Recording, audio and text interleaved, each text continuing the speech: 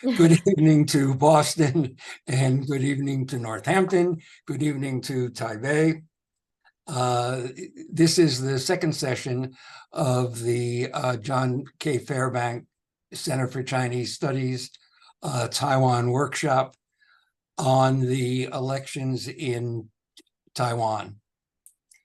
Now, you might wonder why we're devoting two sessions to elections in an entity that has international relations with 12 countries plus the Vatican and a population of about 22 million people. And I think I'd begin by saying that Taiwan's domestic situation has always had a profound influence on American policy that was disproportionate to its size. During the Cold War, the United States supported a policy towards Taiwan that was intended to give support to an obviously totalitarian power or authoritarian power as a democratic power. And we maintained Taiwan and maintained the fiction of Taiwan as a democratic power in order to, of course, counter what we saw as a rising Chinese power in Asia. Taiwan received tremendous political and military support from the United States, but even more importantly, Taiwan's the exigencies of maintaining Taiwan's political power in the island gave it a tremendous influence on American policy through the existence of an entity that was known as the China Lobby, and which in turn contributed to the rise of McCarthyism and the sustenance of McCarthyism in the United States. So we shaped Taiwan's domestic politics, but I think it's often forgotten that domestic politics in Taiwan shaped the United States. Now, after the recognition in 1979, sensitivity to the power of the Taiwan lobby in the United States and sensitivity to the impression that the United States might be projecting that it's abandoning power in the Far East led the government to accompany recognition of the mainland with efforts to maintain this now very isolated Taiwan regime. And that was first expressed in 1979 in the Taiwan Relations Act, and it has continued since then. So the domestic situation in Taiwan has become something that's very sensitive and very important to the United States for both its own domestic politics, but also, of course, for the influence that Taiwan has in Asia. So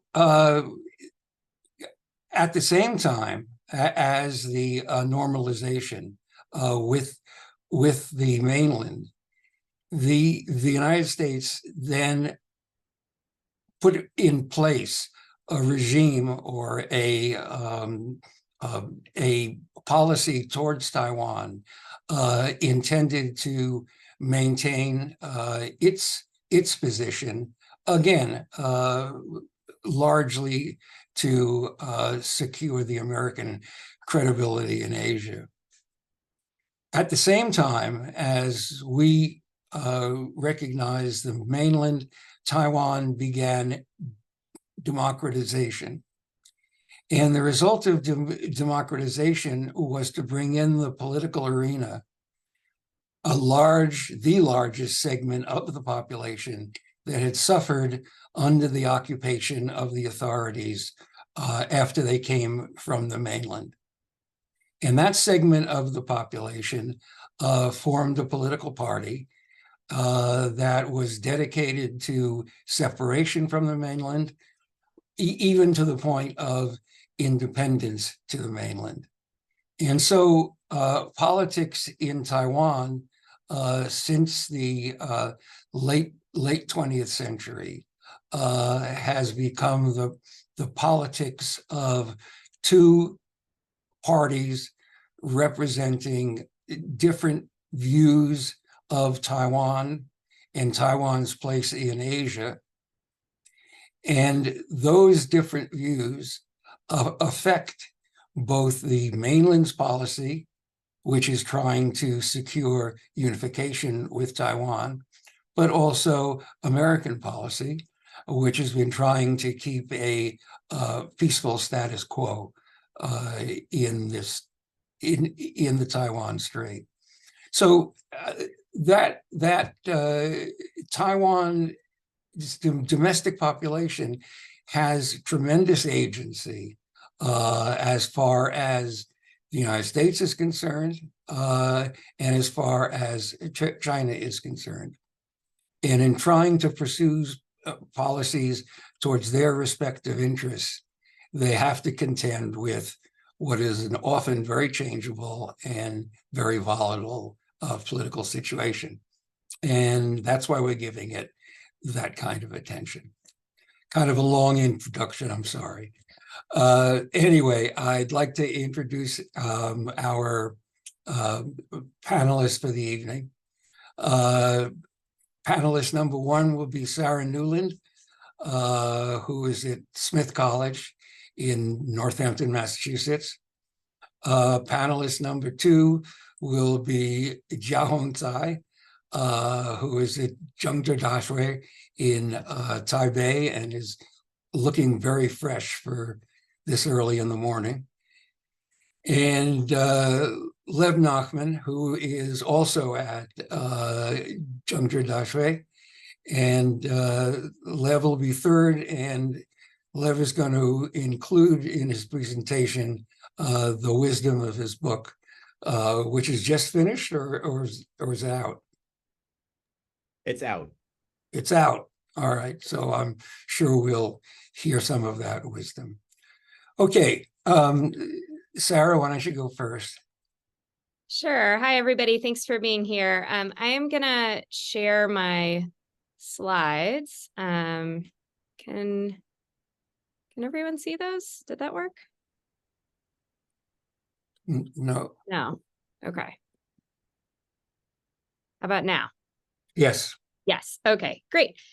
So Steve asked me to start by providing a little bit of kind of background on Taiwan's democratization to situate the upcoming elections in January.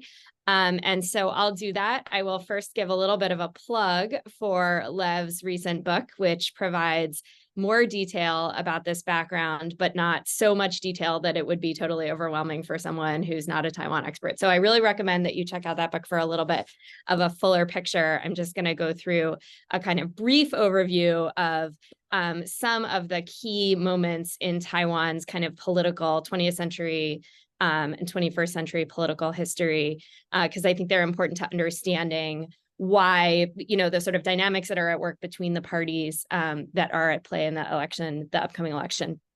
So first, Steve talked about this a little bit. So the KMT, the Nationalist Party, has been ruling Taiwan essentially since 1945, when Japan lost World War II. Taiwan, rather than becoming sort of treated as a fully sovereign independent country, was kind of handed over to the KMT government to govern. Initially, KMT rule on Taiwan was quite repressive. Folks in Taiwan, in many cases had little connection to mainland China. Many of the people there who consider themselves Taiwanese were the descendants of people who had moved from mainland China as early as the 1600s. And so the KMT really was seen as this kind of foreign force, occupying force that came in and was really quite resented. There was initially, I think some optimism that they would, this would be better than being a Japanese colony. And quite quickly, people were really disappointed with KMT rule. And so there was a sort of key moment that crystallized this very negative relationship between the KMT and the local Taiwanese population, which continues to, I think, loom quite large as a kind of political symbol in Taiwan. This was called the 228 incident. It occurred in 1947 when protests against KMT rule were kind of brutally repressed. There were, mass executions, and a large number of people died or were imprisoned. And it really ushered in almost 40 years of martial law in Taiwan. And so this began the period that we refer to as the White Terror. And it marks, I think, the start of a really crucial divide in the sort of identity politics of the island between those who are typically called Taiwanese, whose families have, as I said before, been on Taiwan in many cases since the 1600s, and those who are sometimes referred to as mainlanders, whose families came to Taiwan, or who, many of them were soldiers who came to Taiwan with the KMT between 1945 and then 1949, when there was a kind of mass exodus. And, this is a divide that I think is a less significant social divide today than it was at earlier points, but it continues to play an important role in the kind of political identities of the KMT, the Nationalist Party, and the DPP, the Democratic Progressive Party, which are the two main political parties in Taiwan. The KMT has these roots as a kind of mainland party. The DPP has its roots in this native Taiwanese population. And so this sort of moment of brutality that then ushered in a long era of martial law, I think had within the kind of roots of some of the divisions between the parties that remain today. So in 1949, there's this mass exodus. Many more KMT soldiers come over, but also refugees. It was disproportionately men, but also women and children coming from mainland China, fleeing to Taiwan as the nationalists lost the Civil War, or tried to avoid kind of ultimate defeat by the communists in the Civil War. And so they kind of came with this odd status of being both sort of occupiers of Taiwan, but also really coming as war refugees and being, severely traumatized by the experience of, in many cases, being uprooted from multiple homes in mainland China before fleeing to Taiwan. So the KMT fairly quickly cemented a very effective system of authoritarian rule under martial law. And one of the things that I think is sort of interesting to think about in terms of Taiwan's democracy today is the ways in which the roots of that democracy, the institutional foundations of that democracy, were in some sense created during this authoritarian period. And I don't want to suggest by this that, there was political freedom during this period, because it really was quite a brutal regime in which opponents of the regime were treated very badly, put in prison as political prisoners in some cases for many, many years, executed with no warning to their family, tried in secret courts. This was, a highly organized, highly repressive regime. But some of the tools that the regime used for governance were electoral tools. So we can think of the KMT as a kind of electoral authoritarian regime during the martial law era, when it held elections down to the local level and competed in those elections. Opposition parties were banned, but sometimes people would run as an independent candidate. And some scholars have argued that these elections kind of laid the foundation for future democratization. even though the deck was really stacked in favor of the KMT, and it was very, very hard for opposition candidates to win, it still gave citizens experience in the practice of electoral politics. And some of these opposition candidates were folks who were running. They couldn't run as an opposition party, but they were involved in sort of attempts to organize against the KMT. And so some of those independent candidates became involved in later electoral politics in the era of democratization. Some of the institutions that were created that sort of allowed the KMT to win these elections over and over and over again are elections that are still in place in some cases in Taiwan today. So the electoral system of a kind of single vote multi-member district system is still the system that's used at the city council level in Taiwan, although it's no longer used for national legislative elections. For a variety of reasons, that system kind of advantages large parties and disadvantaged independent candidates. And things like vote buying networks were really powerful for turning out individuals to vote for the KMT, even if they didn't feel necessarily great love for the KMT. The sort of use of local brokers to encourage people to turn out and vote for the KMT politician was really powerful. And although vote buying is a much less prevalent part of the political landscape in Taiwan today than it was during this era of martial law, it's still something that comes up as a kind of weakness, remaining weakness of Taiwan's democracy, especially in some local elections. So while this was a system that really advantaged the KMT, it also did create some opportunities for opposition candidates to run, and those opposition candidates, in many cases, then later became the sort of foundation, had that electoral experience that allowed them to actually run in more competitive elections in the era of democratization. So, there's some debate over when Taiwan democratized, and in some ways, I think you can see the roots of Taiwan's democratization as early as the 1970s. But I basically agree with Steve that I think there were a variety of factors that came together beginning in about 1979 and through the 1980s that were really the crucial, formed a crucial foundation for Taiwan's democratization. So Steve already talked a little bit about the international context. I think that it was certainly true that when the U.S. shifted and normalized its relationship with the People's Republic of China, so that it no longer had a formal diplomatic relationship with Taiwan, the Republic of China on Taiwan, that international context made the government of Taiwan worried about how it was going to maintain its place in the world, how it was going to maintain the loyalty of some of its traditional allies. And showing sort of progress toward democratization was one way that it could try to do that. The U.S. has paid lip service for a long time to caring about democratic values.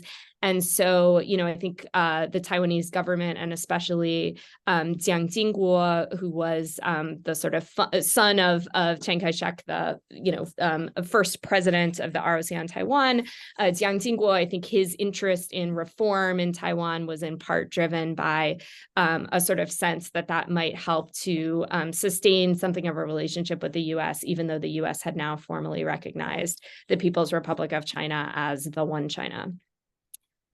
We also can tell a kind of bottom-up story of Taiwan's democratization, of the important role that social movements in Taiwan played in pushing for democratization. So the Dangwai movement, which was the sort of outside, literally just means outside the party movement, outside of the KMT, was kind of pushing both through independent candidates running for office, but also through more organized efforts to try to challenge the regime and push for more democratization.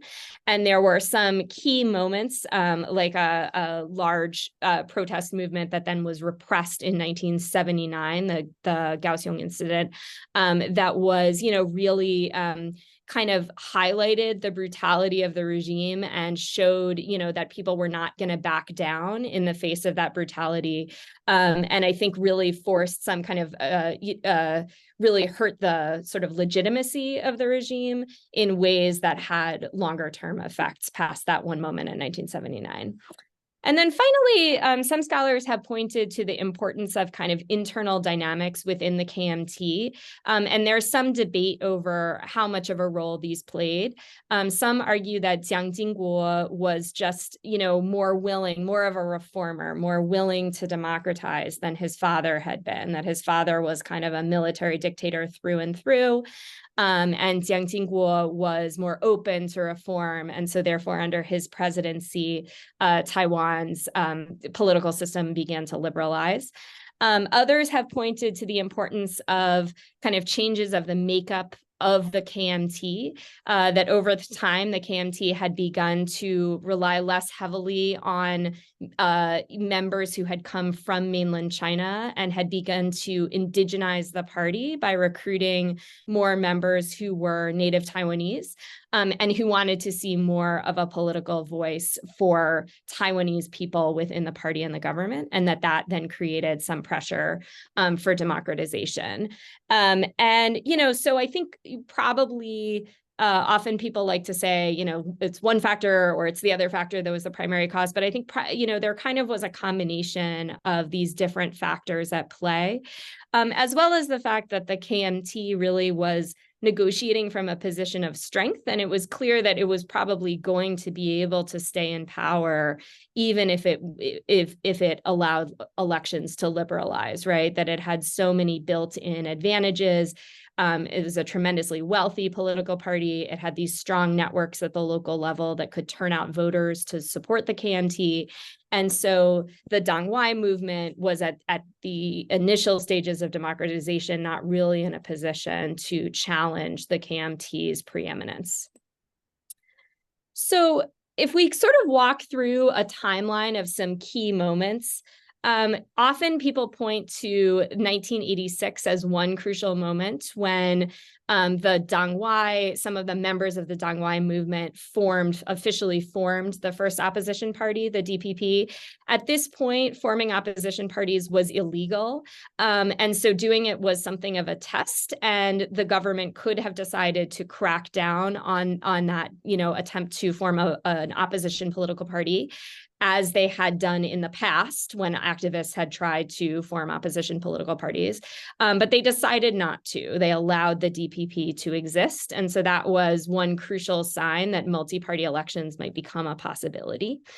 In 1987, Jiang Jingguo declared the end of martial law. And so this had a number of important effects, but one for politics was just that it created a little bit more room for political contestation, that sort of allowed for a little bit more freedom that then translated into more political contestation. And then there was this sort of gradual process by which more and more elections which had been sort of semi-competitive or limited to participation by a small group of people became more like a truly free and fair election. So in 1992 was the first direct popular election of the national legislature. In 1996 was the first direct presidential election. So the first one in which citizens were able to vote for the president. And then often people, point to a key moment in democratization as the moment when an opposition party is actually wins an election and the ruling party lets them win, right? They don't insist on holding on to power. They don't execute the person who has won. And so in 2000, in a three-way race, Chen Shui-bian of the Democratic Progressive Party was able to sort of squeak by into the presidency.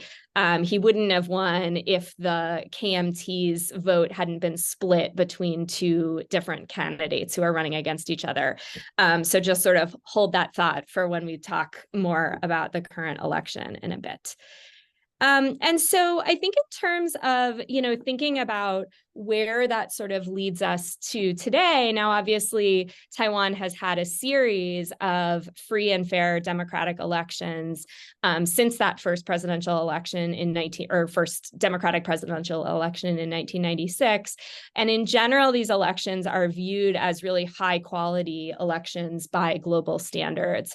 They're generally, despite some of the continuing problems, with corruption in local elections. On the whole, Taiwan's elections are really seen as free and fair. That's not to say that they are perfect, and there are certainly concerns right now about things like disinformation, much of it coming from China, potentially affecting the election. Young people are quite disaffected with politics now in ways that, seem like a global problem, not just a problem in Taiwan. But on the whole, I think these elections have a really remarkable history for a democracy that is so young. So a brief overview of sort of where we're at for this election, and then I'll turn things over to my esteemed colleagues. So in this election, as in that 2000 election, we have a three-way race. And once again, the blue camp, the sort of KMT camp, is somewhat divided. So the DPP ticket is current Vice President Lai Ching-te, William Lai, and Bi Kim Xiao, who until very recently was Taiwan's de facto ambassador to the United States. She's someone who has a long history, especially in kind of diplomacy and serving as a bridge between Taiwan and the US, but also has served in elected politics in Taiwan. And, this is a ticket that I think has been really stressing their sort of continuity on the whole with the current Tsai administration, especially in terms of cross-strait policy toward China and policy toward the US. Some people I think are nervous about Lai Ching-te as someone who has, as Steve was saying before, those sort of deep green pro-independence roots that really characterize the DPP, especially early in its history. But Lai has been very careful in this election to stress that his cross-strait policy would look basically like Tsai Ing-wen's, that he is not interested in being elected and then attempting to declare independence. And that's clearly not what the polls would suggest would be a winning move for a politician anyway. So, it seems very unlikely that those kind of fears on the part of Beijing and some others would come to pass. So this is a ticket that really is trying to stress continuity. However, after 8 years of DPP rule, it's not entirely clear that continuity is exactly what voters want. So I'll leave more on that issue maybe to the other panelists. So the second ticket, the KMT ticket, is Ho Yo-yi, who's the current mayor of New Taipei City, and Zhao Xiaokong, who's a media personality, but also has a background in pretty deep blue politics. He was involved in the New Party, which is a pro-unification political party. And he's an interesting choice for vice president. This suggests that the KMT is really trying to appeal to its kind of deep blue pro-China supporters, of whom there are not that many left on the Taiwan political spectrum. But if a lot of them turn out to vote in a three-way race, maybe the KMT is betting that that would be enough to win them the presidency.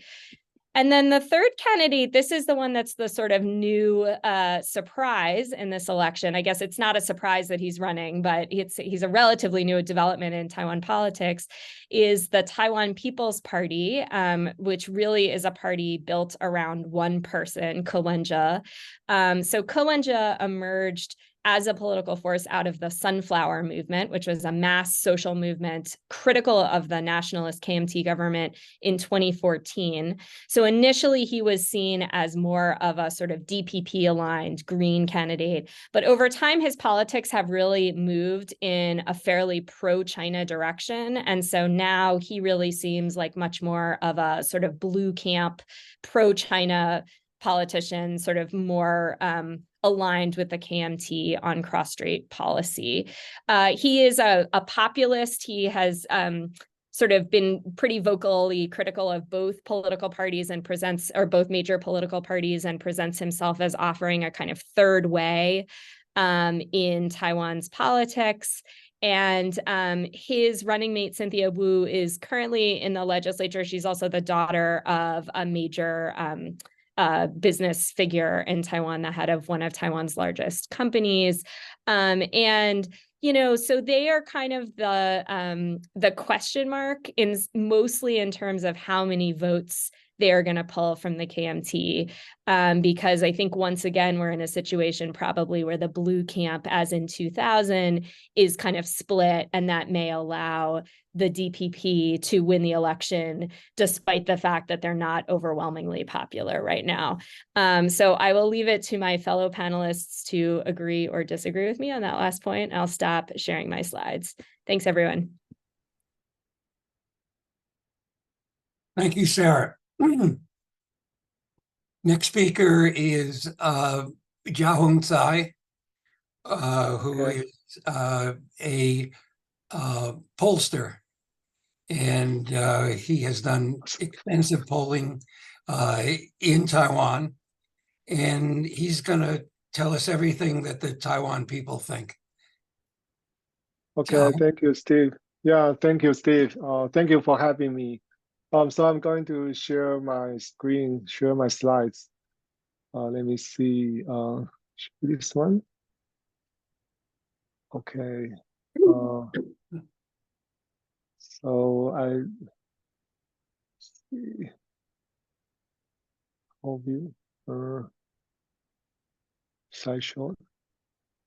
Okay, so can anyone hear me and see the slides? Okay, great. Great, it's fine. All right, so thank you for having me again. It's my pleasure to talk about so to talk about the Taiwan election this year. Actually, it will be next month, less than 30 days away. As Sarah just said, we are going to have a election, both presidential and legislative election next month. And let me tell you a little bit about the election system we are going to use in January. So every eligible voter, which means 20 years old, has 3 ballots. The first ballot is presidential and vice presidential ticket. The second one is single member district for the representative. But if you are Aboriginal people, you are going to vote in the Aboriginal district. We have 73 districts for single member election, and we have 6 districts for Aboriginal district, which are still using single non-transferable vote system. And we also have party list.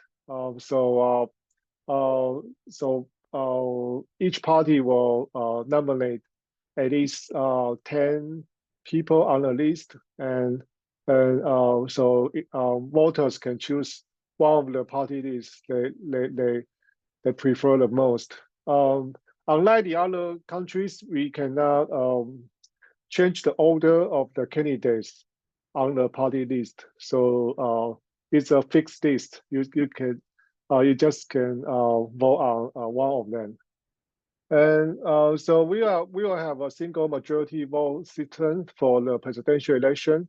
I know in some European countries, they may use 2 rounds of voting. So lots of candidates will join the first round, but only the top 2 candidates from the first round will be voted on in the second round.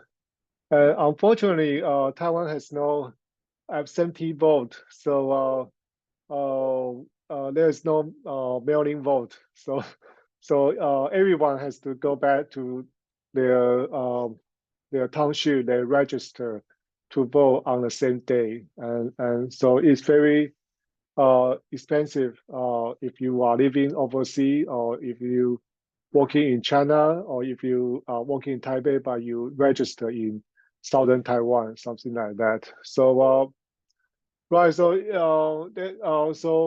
people always talk about the influence of people working in China.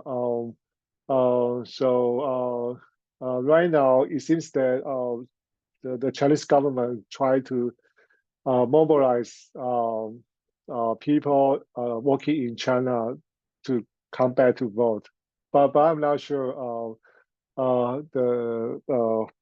yeah, how this kind of strategy will work, because the election day is quite, it's not so close to the Chinese New Year, so people working in China, they may have to figure out if they have time and money to travel to Taiwan just for voting on election day, right? So okay, so the map. Sorry, so the map on the left hand side represents very roughly the election result in 2020 in 2022. It was a local election, so so you can see the pen green, the DPP was very strong only in southern Taiwan, but for the rest of Taiwan, the KMT or the pen blue camp was dominating in the election. So so you can see the change between one election to election, and so sometimes we would say local election is like a midterm election in the sense of American politics, right? So if the incumbent party, I mean, of the presidential election doesn't do very well, they might be punished by opposition party, by people in local election, only 2 years apart. Okay. Okay, so I think Sarah just mentioned the background of the three major candidates. So I think right. So so it's like so this year we also have three ways. But actually in 2020 and 2016 we also had three-way race. But I think this year the third party is quite strong. So it's so this election raised an issue, which is do we have the other issue cleavage besides the national identity issue, and so and the other related issue is that maybe the turnout rate will be higher than before because of the three-way race, because the space is a little bit open than before, and so I think it remains to see. It remains to be seen if the third party can really I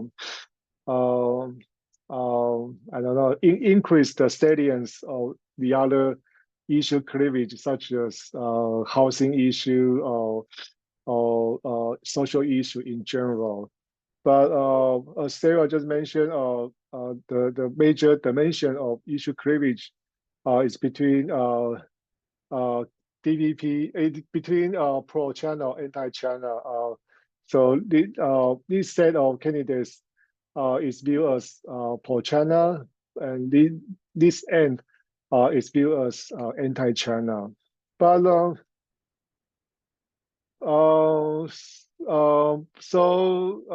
the context of this election is that the DPP has run the unified government since 2016. So if DPP wins again, it will be the first time that a party can hold a presidency for 12 years after Taiwan Democrat has.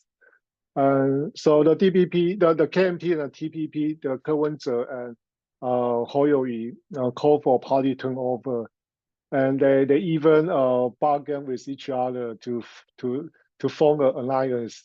But as you may know, it doesn't work out very well because they lack mutual trust, and of course you can explain it through the WJ role, right? So so the top, so the number 2 and the number 3 parties have the motivation to form a coalition to challenge the number 1 party, but it's not as easy as they imagined. So after the negotiation, the KMT campaigned for strategic voting of the TPP supporters. So if the KMT can really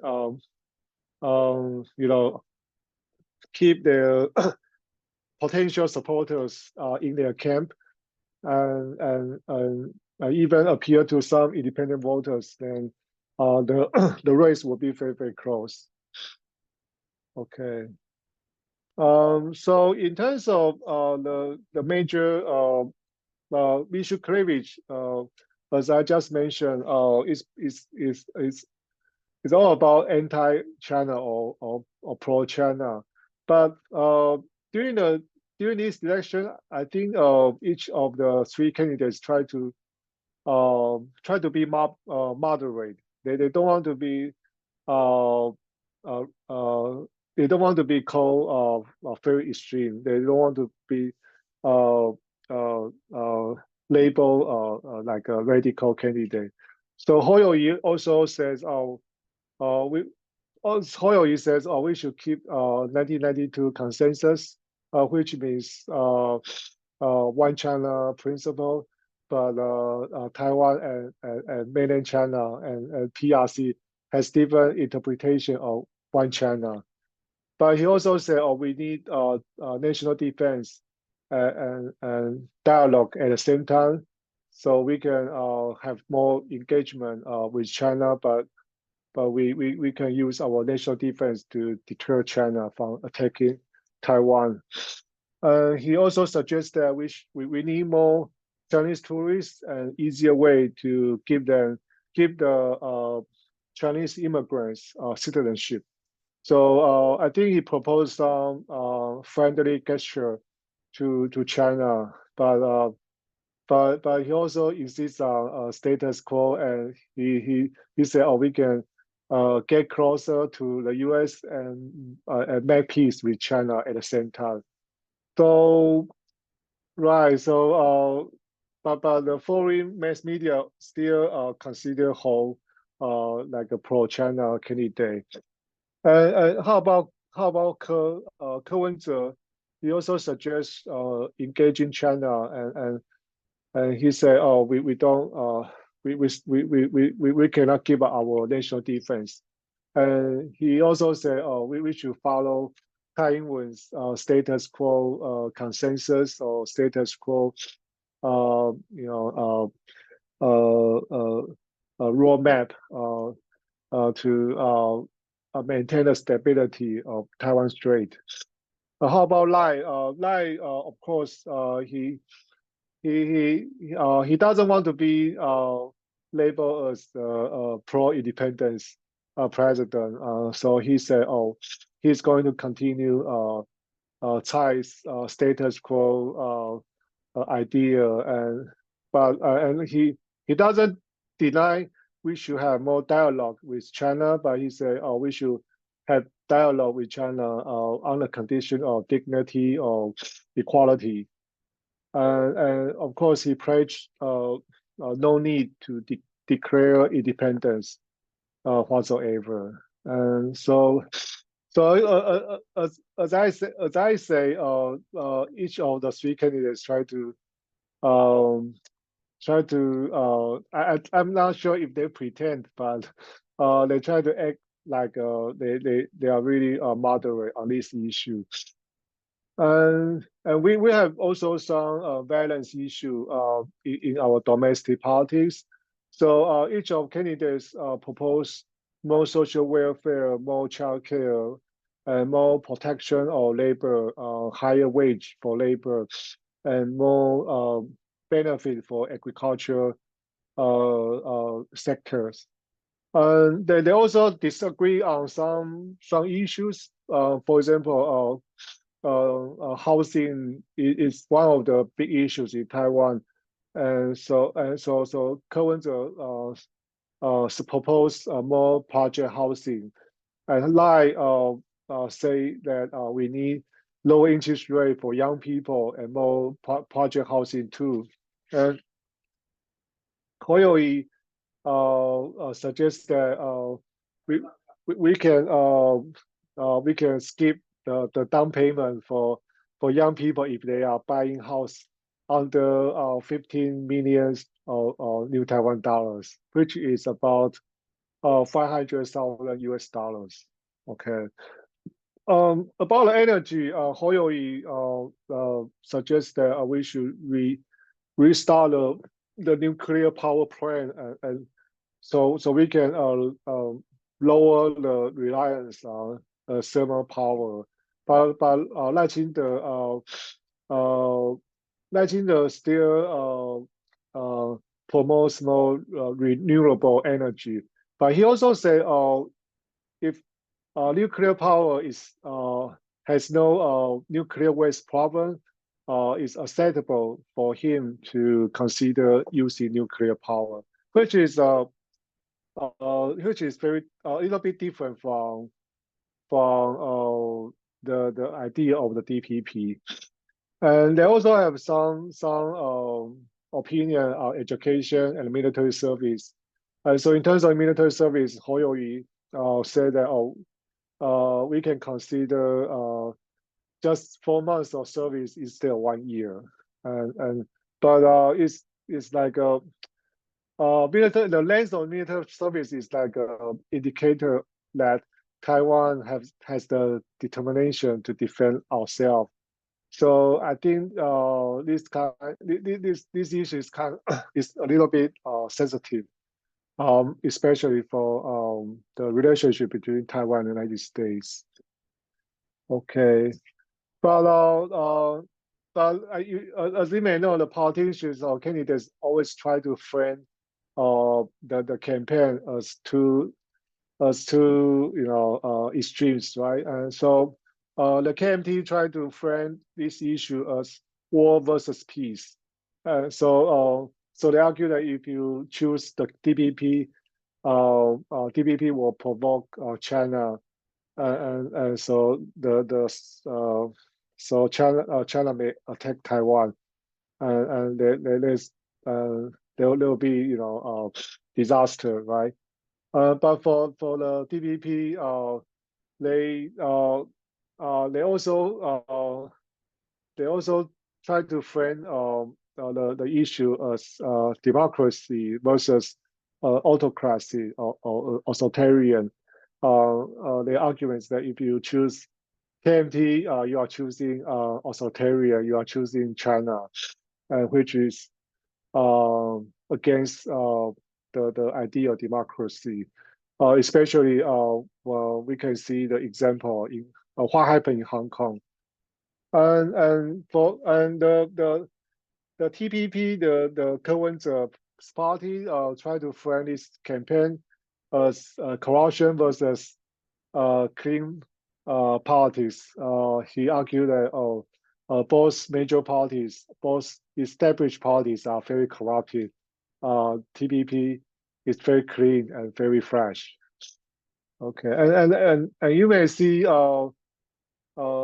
people.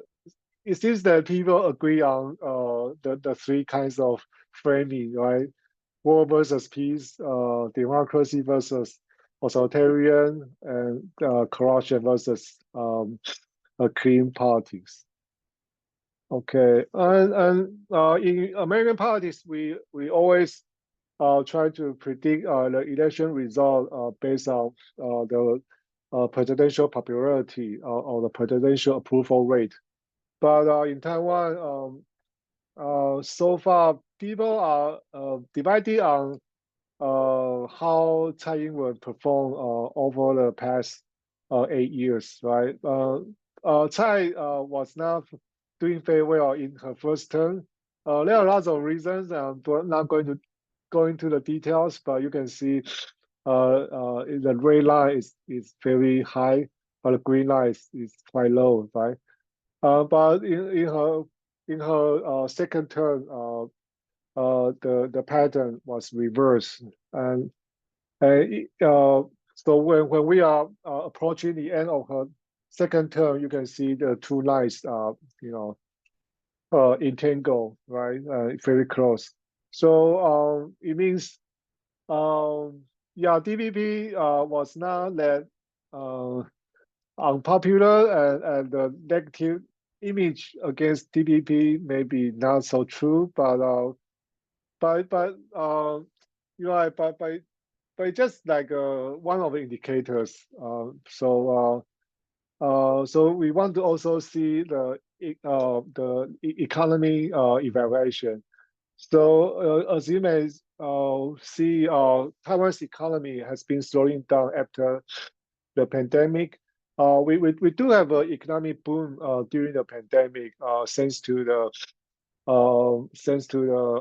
ICT industry.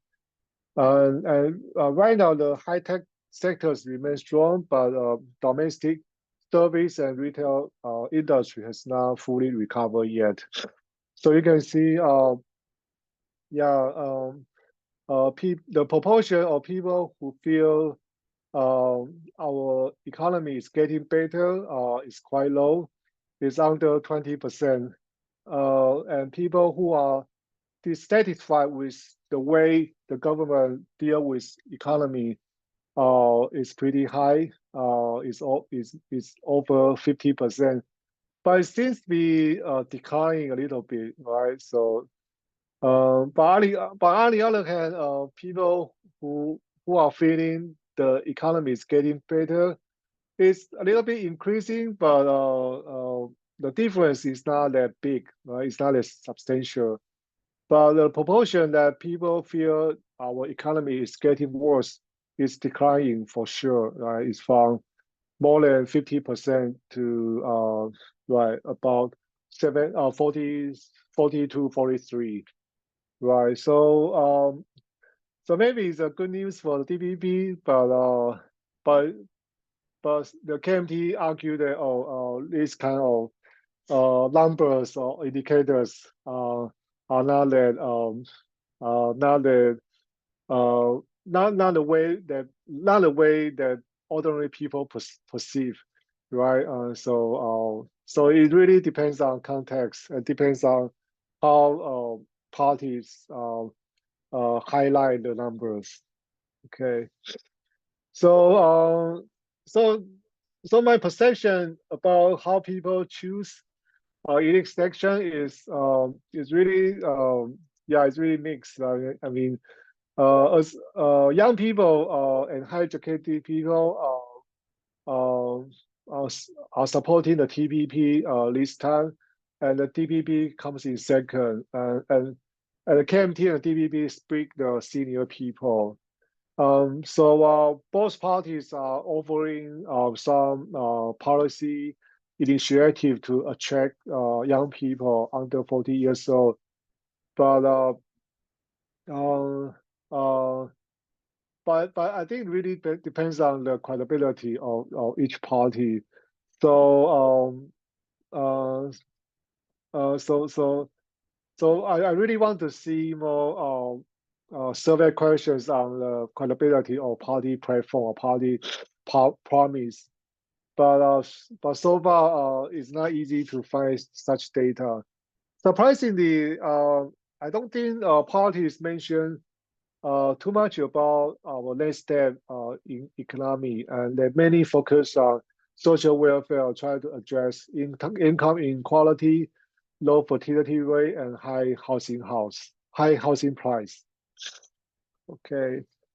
How about the legislative yuan? And so lots of poll results show that the presidential election will be very close, and the DPP may not be able to hold a majority of the legislative yuan. But the DPP still, I think, set up the goal of getting a majority.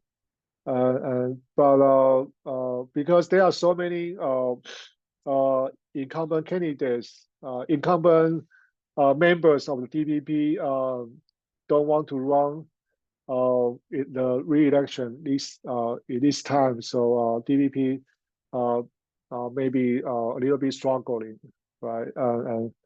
But it also depends on how TPP and the other new party, the new power party perform in the upcoming election, right? So the possible scenario is that right, the possible scenario is that the KMT and the DPP split the legislative yuan, and the TPP, the consensus party, becomes a key player, the what should I say, the veto player in the legislative yuan, right?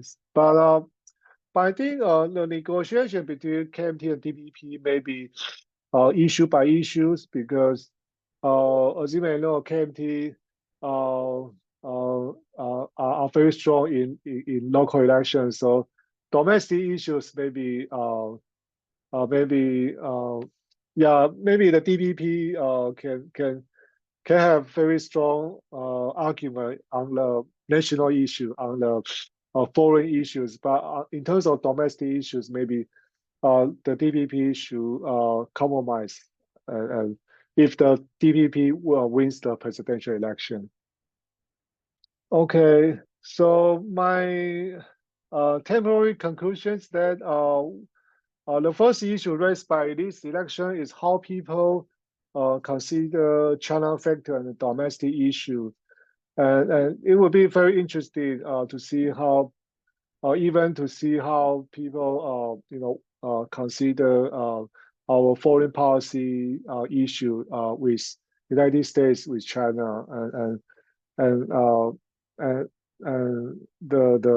on the other hand, domestic issue may play some roles, right? And the second issue is that maybe the party realignment is happening because before young people like the DPP, but during this election, it seems that young people still prefer the TPP more than the TPP. So it will be interesting to see if young people remain loyal to the TPP, or they will go back to DPP after the election. Then the third issue is a little bit relevant to my expertise, is how to assess public opinion polls. And my primary finding is that how the KMT candidate is underestimated. His popularity is underestimated in polls with cell phone samples, which reflects the age group of the KMT supporters. So right, so after the election, I think we have to spend more time to look at the polls if we can get the raw data. Okay, I'm going to stop here. Thank you for listening. Thank you.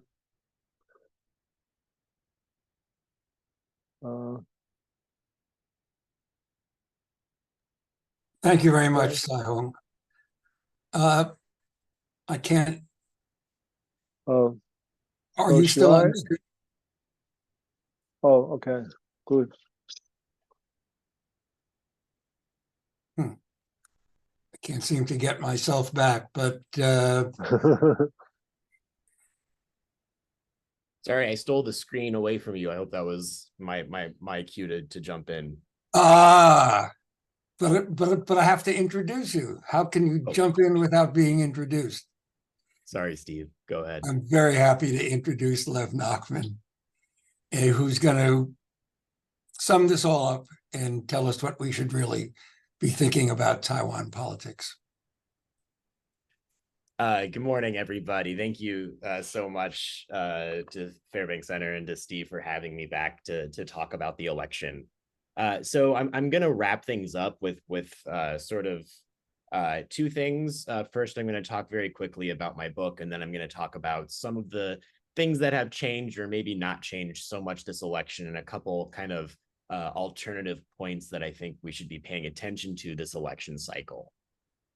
So to start with, thank you very much, Sara, for already giving it a shout out. But I did just write a book that is an introduction to Taiwan politics for those that are new or wanting to learn more about Taiwan politics. I co-wrote this book with Jonathan Sullivan at the University of Nottingham.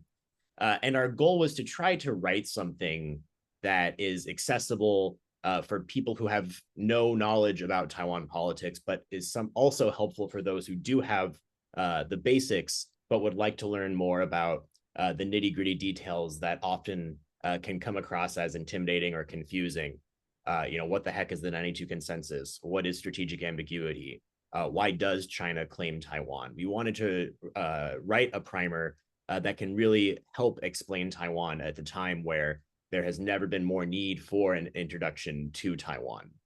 In the last few years, Taiwan has kind of found its way into international headlines, sometimes in positive and productive ways, other times in ways that I think are actually largely harmful to Taiwan's image, and sort of misrepresent what Taiwan is and what Taiwan wants in the world. And so John and I wanted to write something that's that can help at least contribute to making more positive discourse on Taiwan. So just very quickly, this is the table of contents of the book. As you can see, it's just a very simple breakdown of A to Z of what you would need to know about Taiwan. We start with introducing Taiwan's history, which let me tell you, summarizing all of Taiwan history in 5,000 words is maybe the hardest part about this entire book, but we think we did an okay job. We then go into how Taiwan as the ROC has come into existence today, how Taiwan's own domestic politics work and function, how Taiwanese identity plays a role in Taiwan politics, how Taiwanese people feel about things like independence, unification, and the status quo, where the PRC's claims over Taiwan come from. We wanted to take seriously why China claims Taiwan and explain to people where these sort of overly emphatic claims come from. We then go into the US-Taiwan relationship. The United States, as Steve pointed out earlier, is Taiwan's most important partner. And it's worth, regardless of where you're from in the world, understanding how the US-Taiwan relationship came into being and functions. We then go into stealing everyone's favorite headline from The Economist, the most dangerous place in the world. We go into some of the international relations of Taiwan and how its security is propped up here in the Asia Pacific. We then go into Taiwan's political economic development, how semiconductors became this really important industry in Taiwan, and how many people came to learn about Taiwan during the semiconductor shortage. We then go into Taiwan's ability to conduct diplomacy and soft power around the world. And then we wrap up with a few of our thoughts and projections for where Taiwan might be going. According to Amazon Kindle, the book only takes about 3 hours to read, which apparently is a metric that they start tracking now. And it's meant to be an airport book length read, something you can pick up at the airport and finish by the time you're done with your plane ride. It's available on Amazon and bookstores everywhere, and I hope it's of use or consideration for the audience today. So enough of that. I'll get to the thing that people really want to know about, which is the 2024 election. So I want to talk about what is unique about this presidential election that ought to give us pause, or at least ought to make us think back to the 2020 election and the 2016 election. And I'm going to talk about kind of 4 major issues. So I'm going to start with the China factor, something that I think my other panelists have already touched on, but I want to sort of double down on what exactly makes the China factor different in this election cycle. So as we know, Taiwan is a contested state. What makes it contested is that the fundamental political questions that Taiwan asks during its elections are not left-right issues in the same way that we would talk about left-right issues in the United States or in Europe, but instead questions of national identity, territorial integrity, who are we, where are we, and where are we going? It has this political spectrum because Taiwan is claimed by the PRC. And when a state is contested in the way that Taiwan is by the PRC, it means that all other political issues become secondary and that Taiwan's main political question is, how do we deal with the PRC going forward?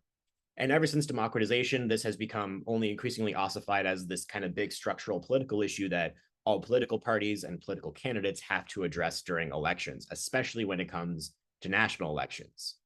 The good people at the Election Studies Center at National Zhengzhou University have been conducting public opinion research on this question for decades, and we know that Taiwanese voters, when it comes to presidential elections, do prioritize the question of cross-strait issues. That being said, how exactly this question of China and cross-strait issues manifests in each presidential election does vary. It varies by sort of the context surrounding each major presidential election. So if we take a big step back and look back to 8 years ago in the 2016 presidential election, that was, hot off of the Sunflower Movement, the 2014 protests that was inspired by this cross-strait service trade agreement, a trade bill with the PRC. It was an anti-KMT movement, and it was a closer ties with the PRC movement and largely pro-independence. And that very much colored how the China factor was conceptualized and argued by politicians and political parties in the 2016 election. And arguably, it was that framing that was behind a lot of the success that the DPP and farther pro-independence leaning political parties were able to capitalize on during that presidential election.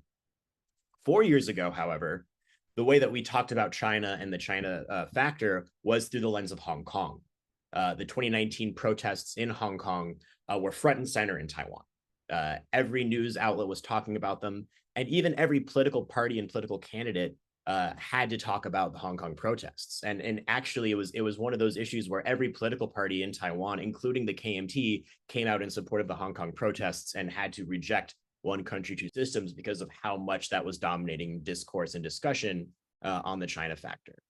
So even just in those 4 years, we already see two very different approaches to how we talk about the PRC and kind of where the motivation for the PRC discourse comes from. This time around, as Professor Tsai just put it, the way that we are framing the PRC is through this lens of, is this an election about war and peace, or is this an election about democracy versus autocracy? And this image I have on the far right of the screen is from Zhao Xiaokang, the KMT vice president's own Facebook page. He made this image himself, where he's saying, a pick for the pro-independence William Lai is going to make Taiwan head towards war. And I really think that in the next few weeks, we're only going to see more and more ossification of this framing about war versus peace, autocracy versus democracy, especially from the two major parties. And it's worth noting that, even though we are talking largely here about the DPP and the KMT and how they frame their cross-strait relations, we also, this election cycle, have to talk about Ko Wen-je and the TPP. Ko Wen-je really sort of made a name for himself as someone who claimed to be above blue-green politics. But unfortunately,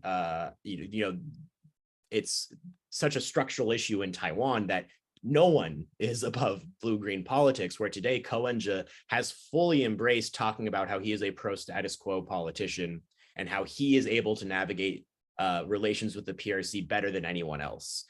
His election bus that drives in front of my apartment every day now even has, Liang Guanxi on his campaign posters, where, even though Ko Wen-je originally was trying to be someone who would not talk about China, he is now structurally obligated to talk about the PRC and cross-strait relations just as much as the other two parties.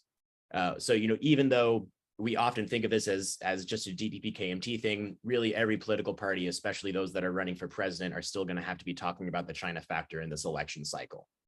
So what does this mean is that this is not new. I think especially once we saw the breakdown of the blue-white alliance, this sort of potential for the KMT and the TPP to cooperate together, as soon as that fell apart and this election became just kind of a very typical blue versus green election, we very much are back to territory that we know. We are back to talking about cross-strait relations. We're back to talking about Taiwan's relationship with the PRC in a way that has kind of become a time-tested way that we run presidential elections in Taiwan.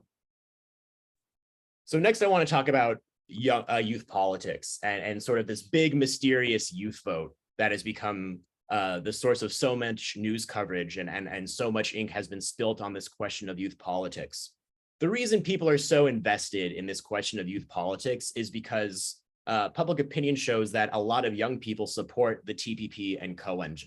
Now, the reason that's novel is because there's often been this assumption that young people are more likely to support the DPP.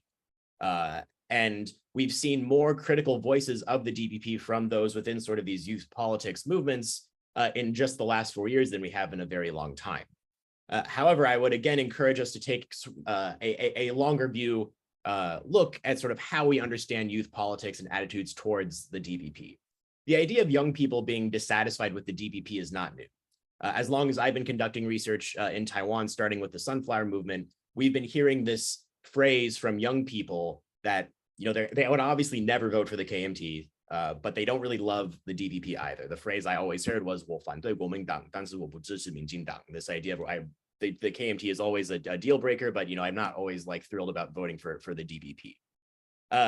And that was true 8 years ago, and it was true 4 years ago, and it's true still today. I think there's been this idea that young people suddenly don't like the DPP overnight, and I don't think that's inherently true. I think this is something that we could actually have seen as a trend growing over the last few years.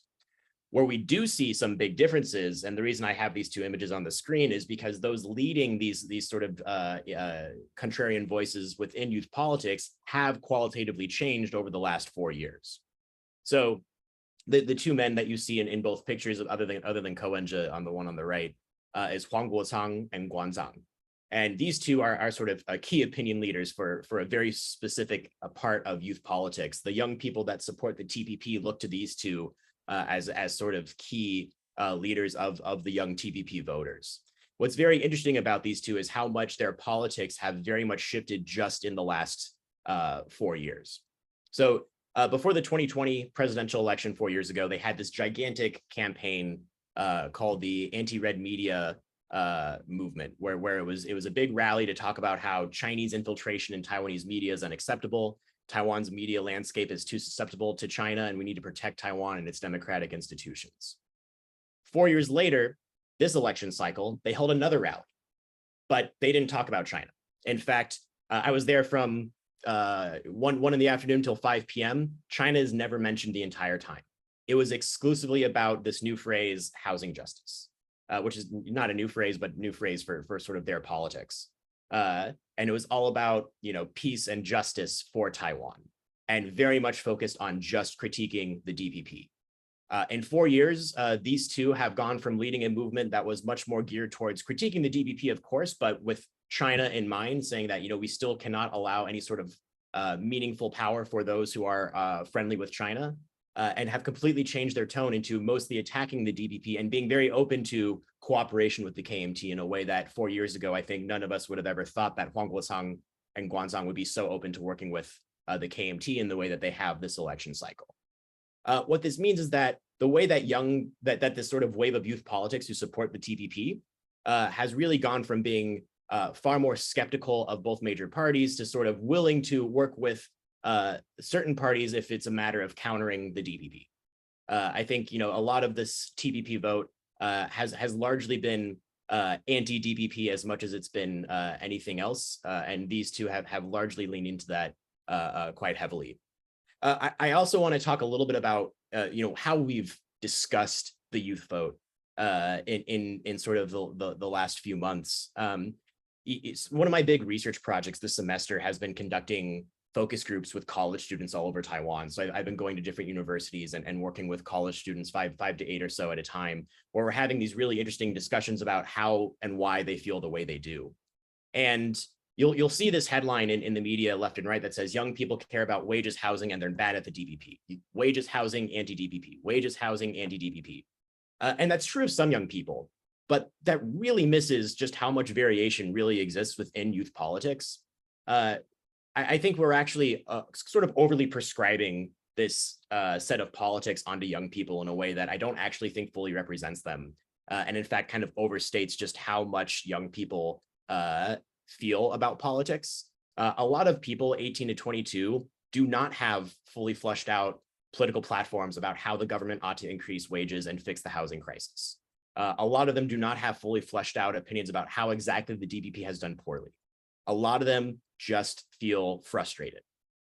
It's not more nuanced than that. A lot of the time, it's just young people feel like they are not seen by the government. And why they feel that way is a very interesting question. I think this election cycle, social media has played no small part. But I'm happy to talk more about that in Q&A and sort of the role of how the TPP social media has really sort of pushed their narratives onto young people in a way that the DPP has just completely failed at. But with all these discussions about youth politics, I would really encourage everyone to remember that there still has not really been one comprehensive survey that has oversampled young people and asked young people how they feel. the majority of what we think we know about young politics comes from largely qualitative studies or just a handful of anecdotal interviews that obviously tell us some things about how young people in Taiwan feel, but ultimately not everyone under the age of 40 in Taiwan agrees with these images, but a meaningful chunk of them do. Next is support for major parties. So this is an image from Austin Wong's article, the title of which I have in the top right. It's a wonderful piece that I encourage everyone to read. And the reason I have this here is because what he shows is how the number of non-party identifier, non-partisans in Taiwan has grown over the years. And as you'll rightfully see in this image, it stops at 2017 because this article came out in 2019 because peer review it takes time. But I would imagine that the number of nonpartisans in Taiwan has likely only increased, or at the very least not decreased, since this study was done. And the reason this is meaningful is because we often assume that everyone in Taiwan has picked a side of blue versus green. That's not true. And if we think about one of the best ways we can understand how parties are supported through the party vote during national elections, we can actually see over time how support for the parties has actually varied quite widely. In the 2016 election, if we just look at the DPP and the KMT, in 2016, the DPP won about 45% of the party vote, and the KMT won about 25% of the party vote. Now, again, that was right after Sunflower. The KMT was incredibly unpopular. The DPP was finally able to win elections again. And so the DPP did very well in winning over party votes. In 2020, even with Hangguoyu and the Han Wave, the DPP and the KMT tied in the party vote. They both got 33% of the total party votes. So just between 2016 and 2020, we already see the KMT actually catching back up to the DPP just in terms of the party vote distribution. So when we think about how these parties are going to do in this election cycle, I would not be surprised to see even more KMT vote share, but it's also worth remembering that we're always going to have about 1/3 of voters in Taiwan who are going to be nonpartisan, who are going to be in the middle, and that's ultimately who these two major parties are fighting for. Again, the idea that about 1/3 of Taiwan's voters are undecided is not new. It's something that's kind of been established the last few presidential elections, and something that I think a lot of discourse needs to again keep in mind, because not everyone in Taiwan has already picked a side.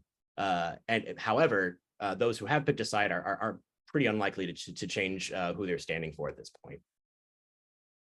Next, I want to talk about misinformation, disinformation, cognitive warfare. There's lots of different names for it at this point.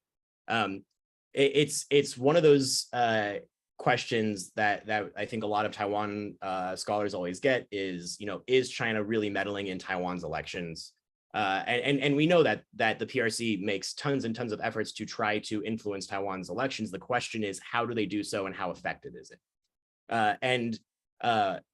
The way that misinformation, or how the PRC has tried to sway public opinion in Taiwan, has changed over time. It's gone from as subtle as through going through local temples to try to sway through vote buying, through the age of the internet. The 2020 election, I think, was probably the most documented way in which we saw more online YouTube videos with simplified characters, or Facebook posts using words that people in Taiwan don't use, but all have this sort of language about how we shouldn't bother voting for the DPP, or how there's no point to Taiwan's democracy, or vote for the KMT. And what we saw in the 2020 election, however, was Tsai Ing-wen winning by a landslide. And so what that tells us is that 4 years ago, the PRC was kind of throwing everything at the wall and to see what stuck, and not a lot stuck, which meant that I think a lot of their approaches have been changing. This time around, we have not seen nearly that level of sort of blunt attempts by the PRC to sway Taiwanese voters. What we have seen a lot of this time around is this idea of American skepticism. Yi Lun is been kind of all the rage, and ironically, it's Zhao Xiaokang, the KMT vice presidential candidate, has been one of the biggest pushers of this idea of American skepticism this election cycle. And that doesn't mean that it's just a KMT talking point. Pan Xinxin, who's another social scientist here in Taiwan, just conducted or released data from a recent follow-up survey asking about how trustworthy Taiwanese voters saw the United States. And as you see on the screen here, 34% of people agreed that the US was a trustworthy country. That's not a ton of people, or at least that's a much smaller number than I think many would originally perceive to see the United States as a trustworthy country. So whether or not this is being pushed by the PRC, we do see that this idea of American skepticism has become much more prominent in discourse here in Taiwan. But what I do want to give a shout out to are two really excellent research papers that are on how disinformation or how PRC sort of influence operations affect voter turnout. On the left is from a political scientist, Jay Cao, and on the right, this is an article in China Quarterly that both use experiments to try to show under what conditions PRC influence affects voter behavior. And I really think that these are two excellent papers that better get at this question than pretty much anything else out there right now. So final thoughts, we still have, I believe, 30 some days until the election actually gets here, which in Taiwanese politics is a lifetime. I think if we look at sort of all the polling put together and the broader trends, if the election were tomorrow, I think William Lai would win, but the election is not tomorrow. And I think we're going to see a lot of very fierce and competitive campaigning from all parties over the next few weeks. Especially because of how short of a timeline there is. Something that's made this election slightly different is just how late we actually know who all the candidates are. Usually in the past, we would have seen campaigns starting sooner than they have this time around. But because of this fierce will they, won't they, blue-white cooperation question, we really are sort of waiting until the very last minute to know, who our tickets were. And now that we finally know, they only have actually a few weeks to do any campaigning. One other thing to keep in mind is that the law in Taiwan on public opinion around elections is that we can no longer conduct or talk about public opinion 10 days before the election, which means January 3rd is the last day we'll be able to have any new data on where public opinion stands in Taiwan. That's really soon, which means that after January 3rd, we're going to be walking in the dark to really know about where people in Taiwan are feeling, which only gives us a couple more weeks to really be able to know meaningfully where voters might be. I'll stop there. Thank you all very much for your attention. I'm looking forward to the Q&A.